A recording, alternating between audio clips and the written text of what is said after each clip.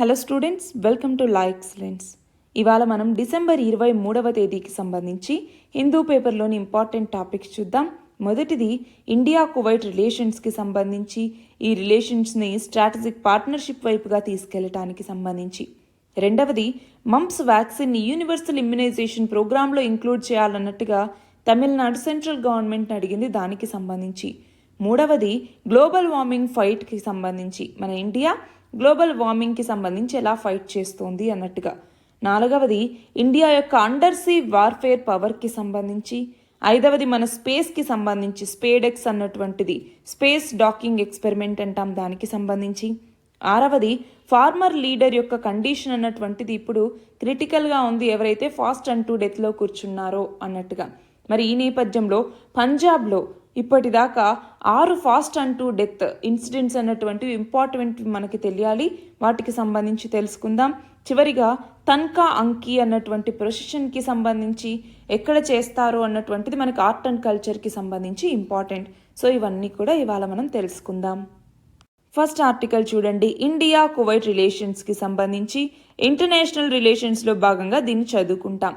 మరి ఇక్కడ ఏంటి, రెండు దేశాలు కూడా మనం చూస్తే ట్రెడిషనల్గా చాలా ఫ్రెండ్లీ కంట్రీస్.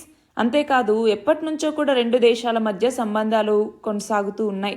ఇటు హిస్టారికల్గా కావచ్చు, కల్చరల్గా కావచ్చు, చాలా మంది ఇండియన్ నేషనల్స్ ఇప్పటికీ కువైట్లో ఉంటూ వస్తూ ఉన్నారు. సో ఒక లాంగ్ స్టాండింగ్ రిలేషన్షిప్ అనేటటువంటిది రెండు దేశాల మధ్య ఉంది అనేసి మనం చెప్పొచ్చు. సో ఇప్పుడు ఈ రెండు దేశాలు కలిసి స్ట్రాటజిక్ పార్ట్నర్షిప్ వైపుగా ముందడుగులు వేస్తూ ఉన్నాయి. మరి మన భారత ప్రధాని నరేంద్ర మోదీ కువైట్ పర్యటనకి వెళ్ళటం జరిగింది. అంతేకాదు కువైట్ హైయెస్ట్ ఆనర్ని కూడా అందుకున్నారనమాట. అలాగే రెండు దేశాల మధ్య ఎంఓయు, మెమరాండమ్ ఆఫ్ అండర్స్టాండింగ్ అన్నటువంటిది జరిగింది. దేనికి సంబంధించి, డిఫెన్స్ పర్సనల్కి సంబంధించి ఎక్సర్సైజెస్ని, విన్యాసాలని నిర్వహించుకోవటం, అట్లానే మిలిటరీ ఎక్విప్మెంట్ యొక్క సప్లైకి సంబంధించి.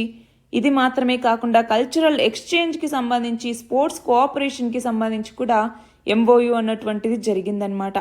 మరి ఇంకొకటి ఏంటంటే, ఇప్పుడు రెండు దేశాలు కూడా తమ యొక్క రిలేషన్షిప్ ఏదైతే ఇప్పుడు ఉందో దాన్ని స్ట్రాటజిక్ పార్ట్నర్షిప్ లెవెల్కి తీసుకెళ్తాం అన్నట్టుగా రెండు దేశాలు ఇక్కడ చెప్తూ ఉన్నాయి. అయితే ఇక్కడ కువైట్ దేశం, కువైట్ లేదా స్టేట్ ఆఫ్ కువైట్ అని కూడా పిలుస్తూ ఉంటాం. చాలా చిన్న కంట్రీ బట్ వెల్తీ కంట్రీ. మనకి అరేబియన్ పెనిన్సులాలో నార్థన్ టిప్లో ఇది లొకేట్ అయి ఉంటుంది. మరి కువైట్ కూడా ఒకప్పుడు బ్రిటిష్కి సంబంధించినటువంటి ఒక టెరిటరీనే. 1961వ సంవత్సరంలో బ్రిటిష్ నుంచి స్వాతంత్రం పొందింది కువైట్. మళ్ళీ 1990లో ఇరాక్ అన్నటువంటిది ఇన్వేడ్ చేయటం జరిగింది. దాని తర్వాత అది గల్ఫ్ వార్కి దారితీసింది కూడా. మళ్ళీ 1991లో లిబరేట్ అయింది. సో కువైట్ అన్నటువంటిది అరేబియన్ పెనిన్సులాకి సంబంధించి చాలా ఇంపార్టెంట్. ఇందులో కాన్స్టిట్యూషనల్ మొనార్కీ అన్నటువంటిది ఉంటుంది, అలానే పార్లమెంటరీ సిస్టమ్ ఆఫ్ డెవలప్మెంట్ అన్నటువంటిది ఉంటుంది.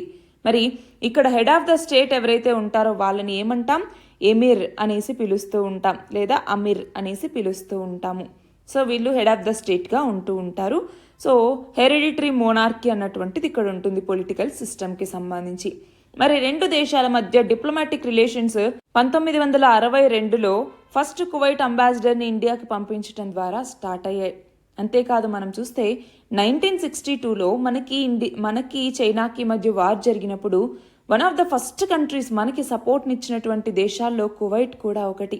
సో అక్కడి నుంచి మంచి రిలేషన్స్ అన్నటువంటివి స్టార్ట్ అయ్యాయి.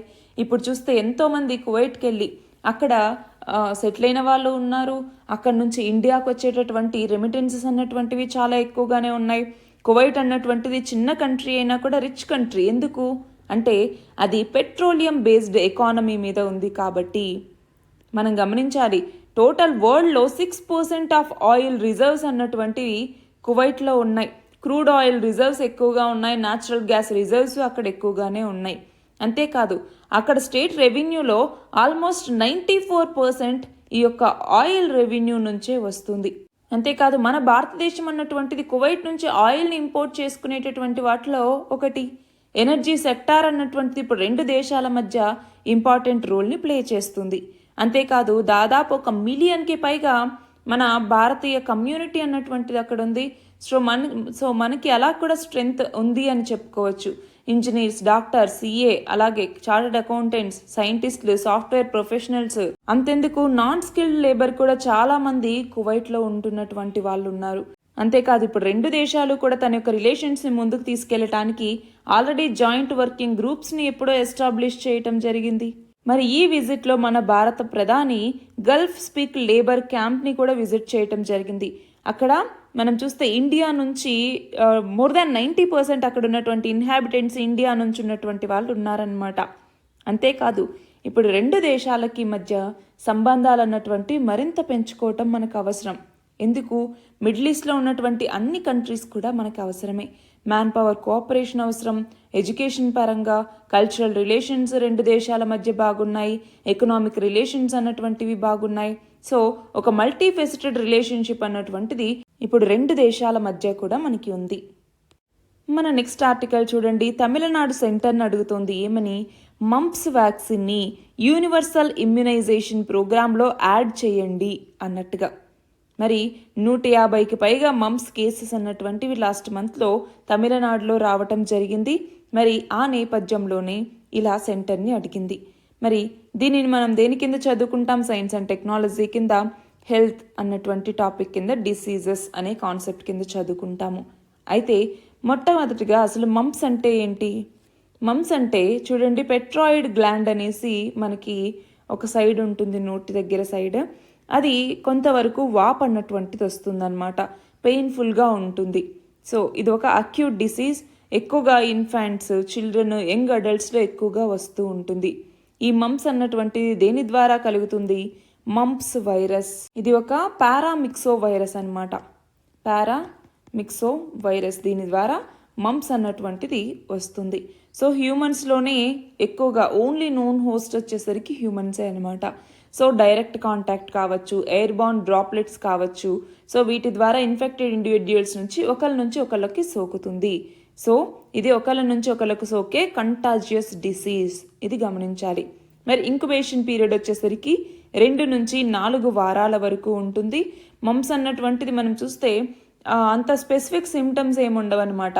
చిన్న చిన్న హెడ్ఏక్, మెలైజ్, చిన్న ఫీవర్, వీటితో స్టార్ట్ అవుతుంది. బట్ విత్ ఇన్ డేస్లో ఈ సిమ్టమ్స్ అన్నటువంటివి చాలా ఎక్కువ అవుతాయి అన్నమాట. ఈ పెట్రాయిడ్ సెలైవరీ గ్లాండ్స్ అన్నటువంటివి బాగా స్వెల్ అవుతాయి. కానీ సెలైవరీ గ్లాండ్స్ మిగతా, అంటే పెట్రాయిడ్ సెలైవరీ గ్లాండ్స్ కాకుండా మిగతా గ్లాండ్స్లో కేవలం 10% మాత్రమే ఎఫెక్ట్ అయ్యే ఛాన్స్ ఉంది. బట్ మేజర్గా ఈ పెట్రాయిడ్ సెలైవరీ గ్లాండ్స్ యొక్క స్వెల్లింగ్ అన్నటువంటిది జరుగుతూ ఉంటుంది. బట్ మంప్స్ అనేవి నార్మల్గా చాలా మైల్డ్గా వస్తాయి, సెల్ఫ్ లిమిటింగ్ కూడా.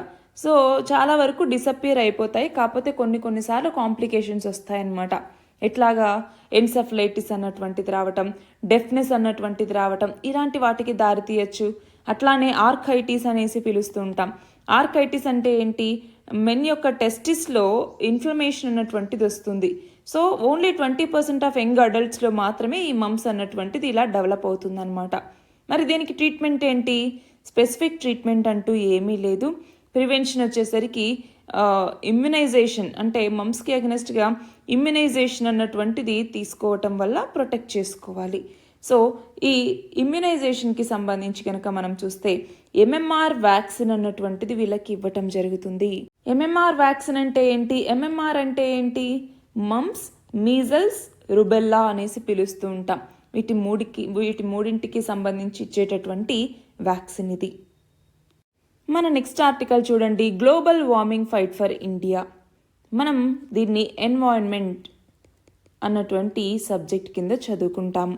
మరి రీసెంట్గా UNFCCCకి సంబంధించినటువంటి COP29 అన్నటువంటిది బాకులో జరిగింది, అజర్బైజాన్లోని బాకులో. మరి ఇది చాలా డిసప్పాయింటింగ్ చేసిందనే చెప్పాలి. అయితే ఇక్కడ మనం గమనించాల్సింది ఏంటంటే, ఈ గ్లోబల్ వార్మింగ్కి అగెనెస్ట్గా ఫైట్ చేయటానికి సంబంధించి మనకి కార్బన్ ఎమిషన్స్ని తగ్గించుకోవటం అన్నటువంటిది అత్యావశ్యకం, అవునా? మరి ఈ కార్బన్ ఎమిషన్స్ని తగ్గించడానికి ఒక్కొక్క దేశం ఒక్కొక్క టార్గెట్ని పెట్టుకుంది. ఫర్ ఎగ్జాంపుల్ USA అనుకోండి 2050 అన్నది, చైనా ఏమో 2060 అన్నది, మన భారతదేశం ఏమన్నది 2070 అన్నది. నెట్ జీరో అని కూడా పిలుస్తూ ఉంటాం కదా. ఈ నెట్ జీరోని చేరుకోవటానికి 2070 అన్నట్టుగా పెట్టడం జరిగింది. అయితే ఇక్కడ మనం గమనించాలి, ఇప్పుడు మనకి ఏదైతే నెట్ జీరో ట్రాన్సిషన్ టైం ఉందో దానికి సంబంధించి 2 ఇంపార్టెంట్ డెవలప్మెంట్స్ అన్నటువంటివి మనకి తెలియాలి. అది ఒకటి, 2026 నుంచి కూడా యూరోపియన్ యూనియన్ ఏమంటోంది, కార్బన్ బార్డర్ అడ్జస్ట్మెంట్ మెకానిజంని తీసుకొస్తాము అన్నట్టుగా అంటోంది. సో ఇది ఒకటి ఇంపార్టెంట్. రెండవది వచ్చేసరికి ఇప్పుడు పీకింగ్ ఆఫ్ ఎమిషన్స్ అంటూ ఉంటాం. పీకింగ్ ఆఫ్ ఎమిషన్స్ అంటే ఏంటి? ఫర్ ఎగ్జాంపుల్ కార్బన్ ఎమిషన్స్ని నేను 2070 నాటికి నెట్ జీరోకి అంటే తటస్థ స్థాయికి తీసుకురావాలనుకుంటున్నాను. దానికన్నా ముందు కార్బన్ ఎమిషన్స్ని నేను ఒక టైంలో హయ్యెస్ట్ స్టేజ్కి తీసుకెళ్ళి దాని నుంచి తగ్గించుకుంటూ వస్తాను. దాన్నే పీకింగ్ ఆఫ్ ఎమిషన్స్ అని కూడా పిలుస్తూ ఉంటామన్నమాట. అయితే ఇప్పుడు మనం చూస్తే మన భారతదేశం అన్నటువంటిది ఎమిషన్స్ని తగ్గించాలి అనుకున్నప్పుడు మనం క్లీన్ ఎనర్జీ వైపుగా వెళ్లాల్సిన అవసరం అన్నటువంటిది ఉంది. మరి మన భారతదేశంలో ఈ క్లీన్ ఎనర్జీకి సంబంధించిన పొటెన్షియల్ అన్నటువంటిది ఇంకా మనకి చాలా తక్కువగానే ఉంది.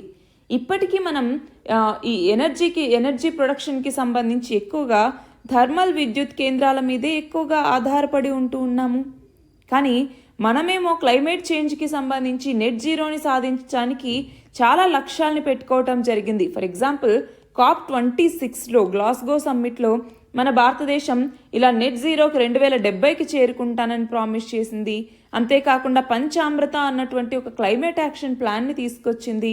ఏంటి పంచామృత అన్నటువంటిది? సో దీని ప్రకారం 5 క్లైమేట్ చేంజ్ యాక్షన్ ప్లాన్స్ని ఇంప్లిమెంట్ చేయాలి అన్నటువంటిది. ఫర్ ఎగ్జాంపుల్ ఒకటవది వచ్చేసరికి 2030వ సంవత్సరానికి 500 గిగావాట్ల నాన్ ఫాజిల్ ఫ్యూయల్ కెపాసిటీని చేరుకోవాలి అన్నట్టుగా.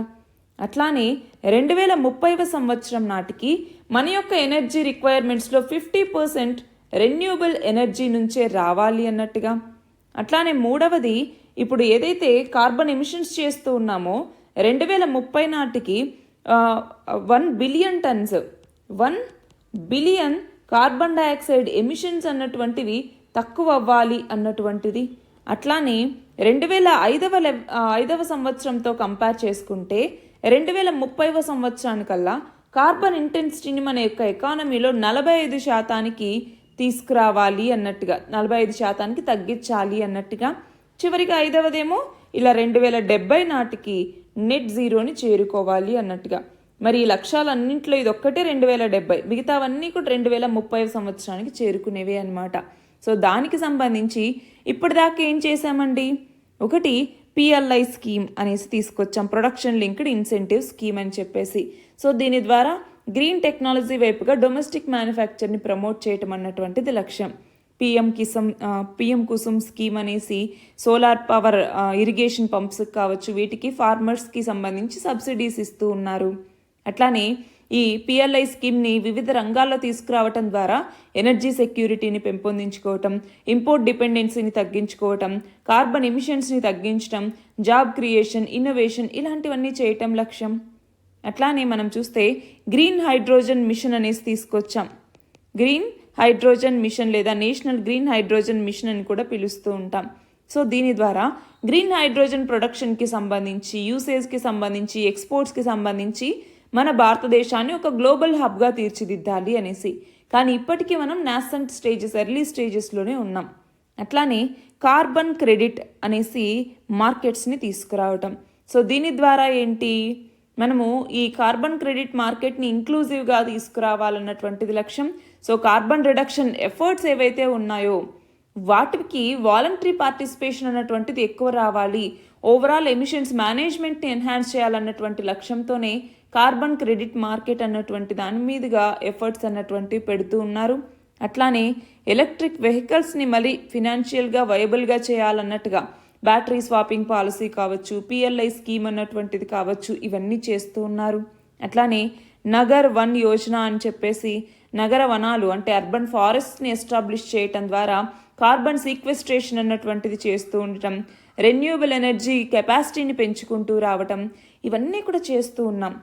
కానీ మనకి ఎక్కువగా ఎక్కడ ఇష్యూ వస్తుంది అంటే, ఇప్పుడు ఏవైతే మనం లక్ష్యాలు పెట్టుకున్నామో వాటిని చేరాలి అంటే మనకి ఫినాన్స్ అన్నటువంటిది అవసరం. దానికి సంబంధించి COP29లో చాలా చర్చలు అన్నటువంటివి జరిగాయి. అయితే COP29లో డెవలప్డ్ కంట్రీస్ ఏమన్నాయి, మాకు పర్ ఇయర్ $1.3 ట్రిలియన్ అవసరమవుతాయి అన్నట్టుగా అడిగితే డెవలప్డ్ కంట్రీస్ కేవలం మేము $300 బిలియన్ మాత్రమే పర్ ఇయర్ ఇస్తాము అన్నట్టుగా, అది కూడా 2035 నాటికి అన్నట్టుగా అనటం అనేది COP29లో చాలా చర్చకి దారితీసిందనమాట. సో ఎనర్జీ ట్రాన్సిషన్ అన్నటువంటిది మనకి చాలా చాలా ఇంపార్టెంట్.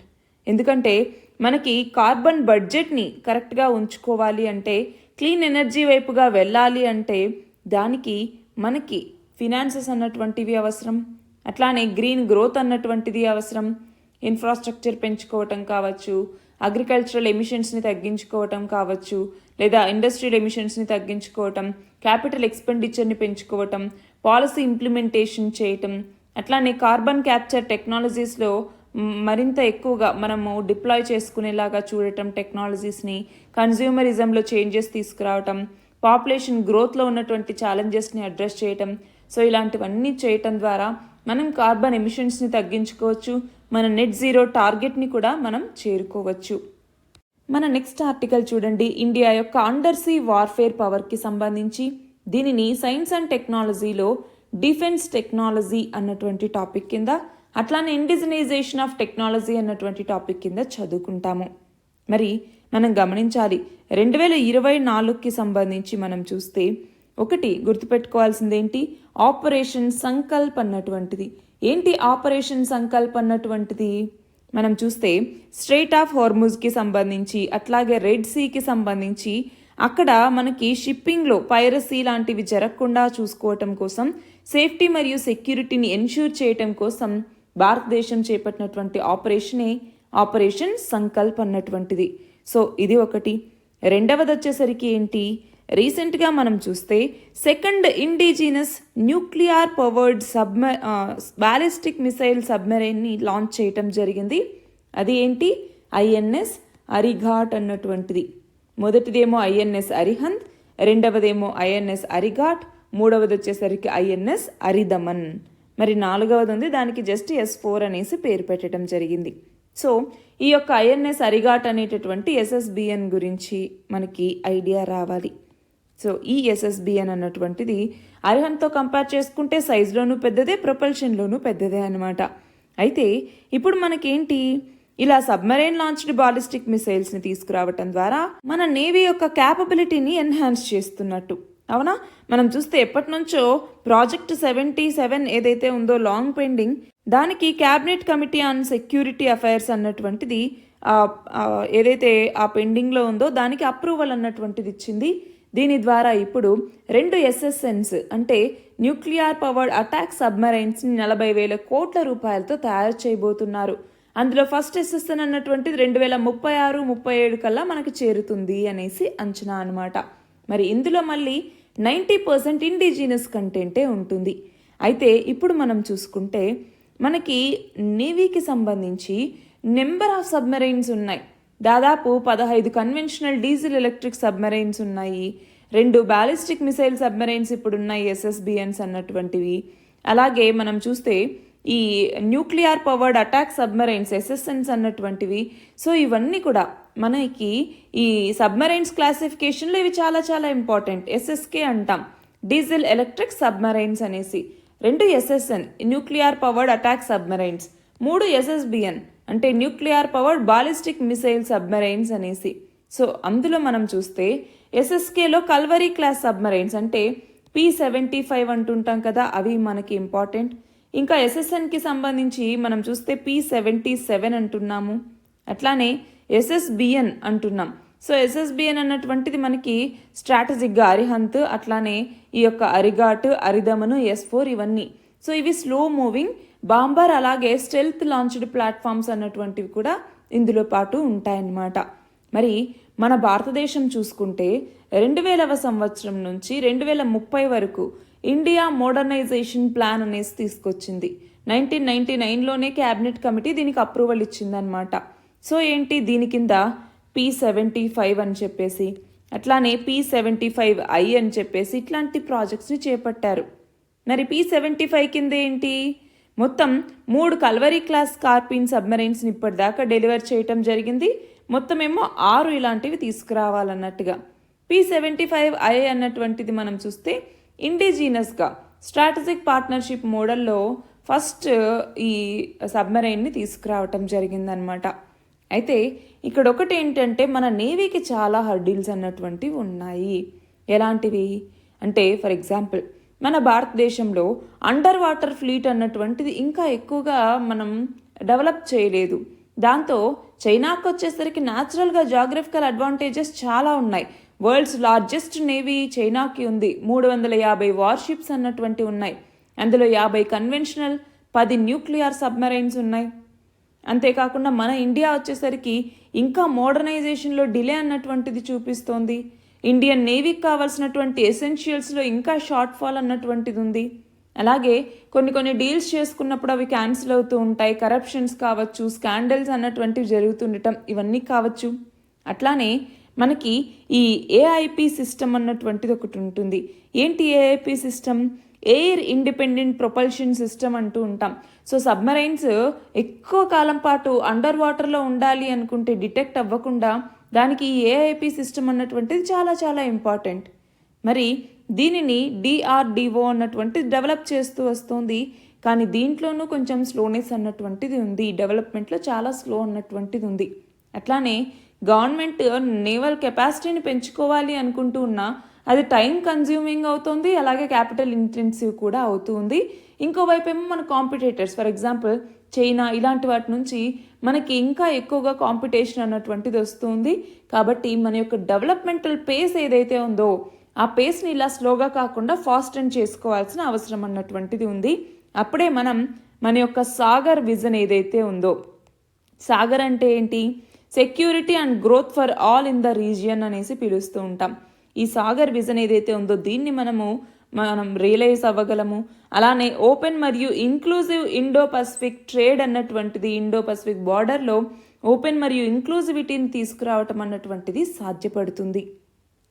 మన నెక్స్ట్ ఆర్టికల్ చూడండి, స్పాడెక్స్కి సంబంధించి.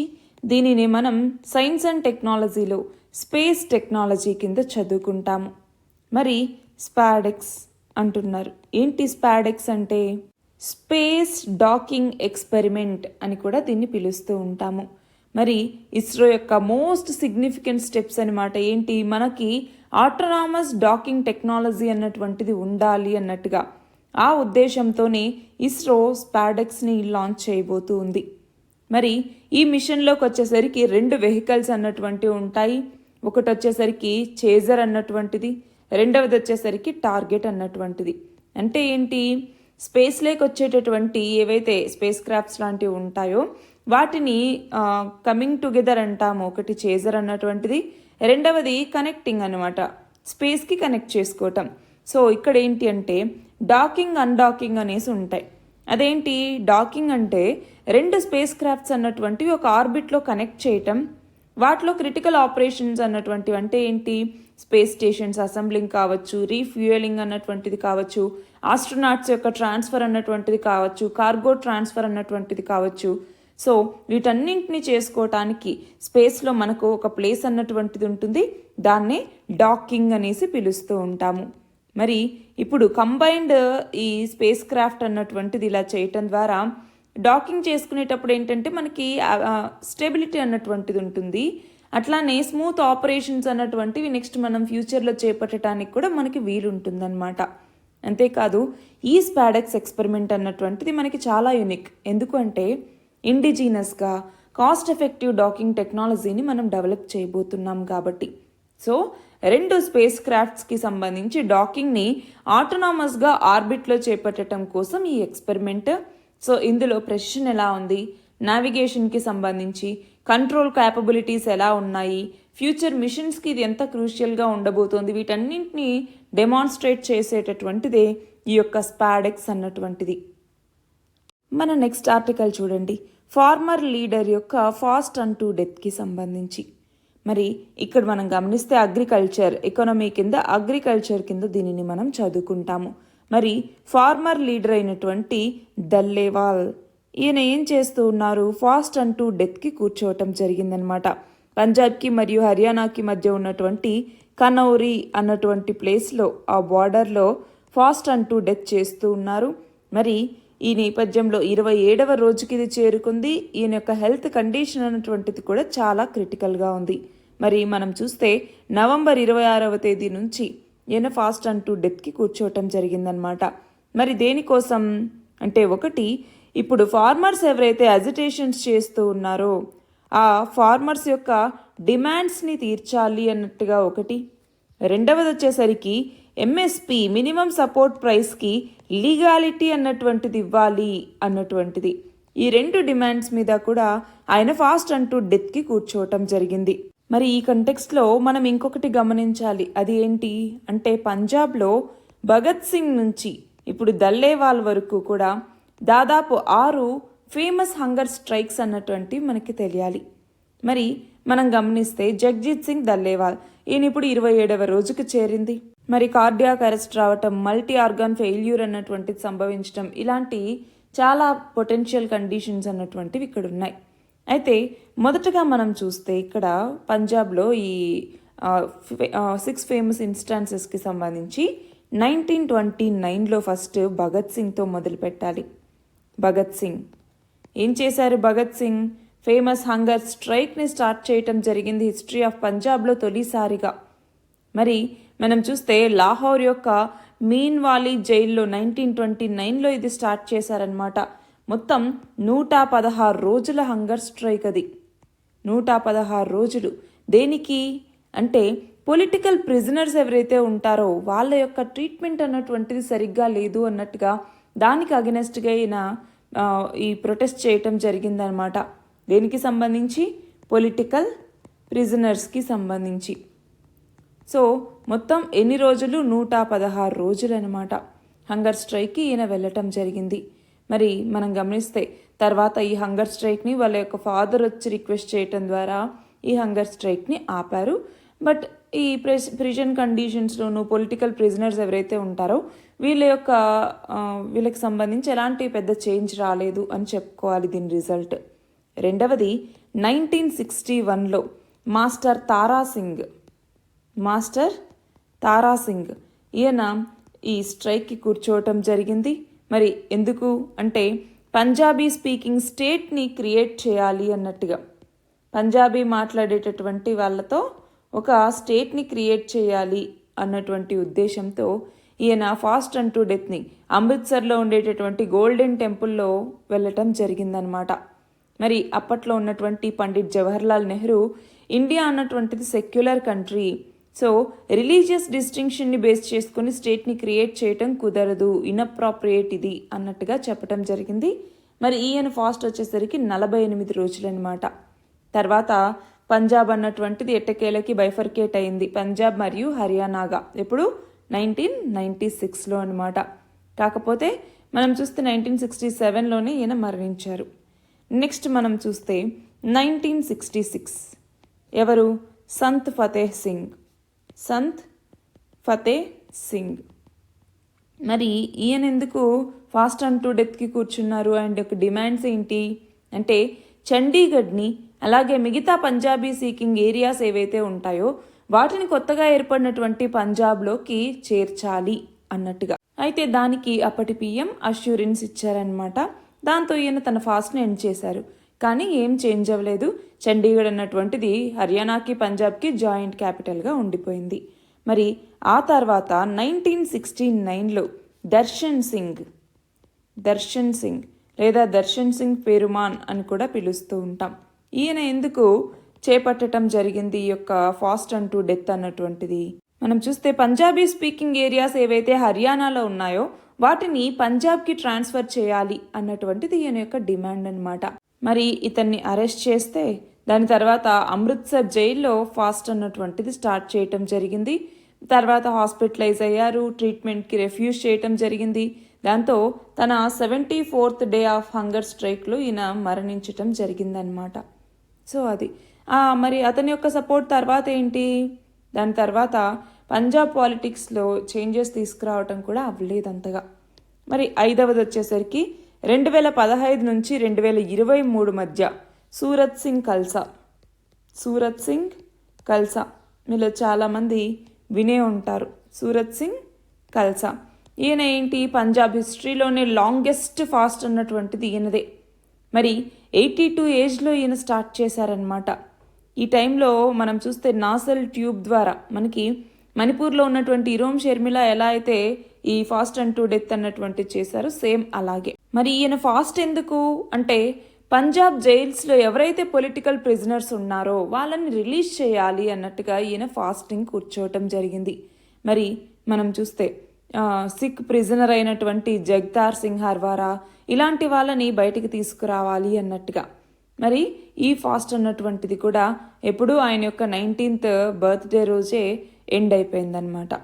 తర్వాత ఇప్పుడు 2024లో ఇప్పుడు జగ్జీత్ సింగ్ దల్లేవాల్ ఇప్పుడు ఫాస్ట్ అండ్ టు డెత్కి ఉన్నటువంటి వ్యక్తి అనమాట. 70 year old అనమాట ఈయన.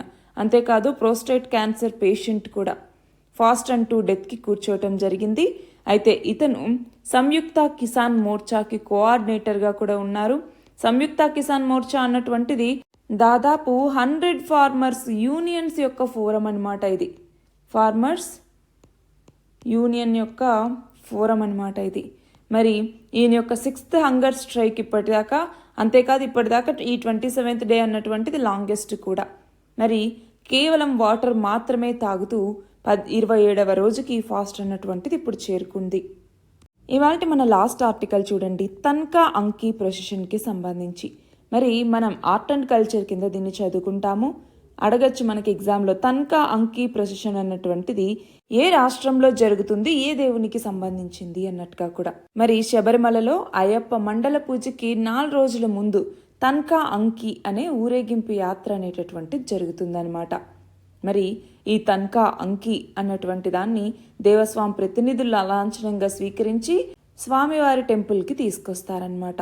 అలాంటి ఈ తన్కా అంగీ ఊరేగింపు లేదా తన్కా అంకీ ఊరేగింపు అన్నటువంటిది అయ్యప్ప భక్తులకి చాలా ముఖ్యమైనది. ఎందుకు అంటే, శబరిమల క్షేత్రంలో అయ్యప్ప విగ్రహం ఉంది కదా, ఆ అయ్యప్ప విగ్రహానికి అలంకరించేటటువంటి పవిత్ర బంగారు వస్త్రమే తన్కా అంకీ లేదా తన్కా అంగీ అని కూడా పిలుస్తూ ఉంటాం. 1973వ సంవత్సరంలో అప్పటి ట్రావెన్కోర్కి సంస్థానానికి చివరి పాలకుడైనటువంటి చిత్తిరా తిరునాల్ బలరామవర్మ అన్నటువంటి వ్యక్తి దీన్ని సమర్పించారనమాట. మరి ఈయన 400 కిలోల కంటే ఎక్కువ బరువు ఉండేటటువంటి తన్కా వస్త్రాన్ని సమర్పించడం జరిగింది. మరి ఇతను అంకితం చేయబడిన ఈ అంగీకి వచ్చేసరికి అయ్యన్ కిరీటంలో బంగారు పీఠం అన్నటువంటిది ఉంటుంది. అంటే ఈ తన్కా వస్త్రంలో భాగంగా పీఠం, పాదుకలు, చేతి తొడుగులు, ముఖం, కిరీటం ఇలాంటివన్నీ కూడా ఉంటాయన్నమాట. నార్మల్గా వృశ్చిక రాశి వచ్చినప్పుడు మండల పూజకి అయ్యప్పకి ఈ తన్కా అంకీ అన్నటువంటిది అలంకరిస్తూ ఉంటారు. మరి తన్కా అంగీకి సంబంధించి అరన్ముల పార్థసారథి ఆలయం దగ్గర తన్కా వస్త్రం ఊరేగింపుగా ఈ అయ్యప్ప స్వామి సన్నిధానానికి తీసుకురావటం జరుగుతుంది.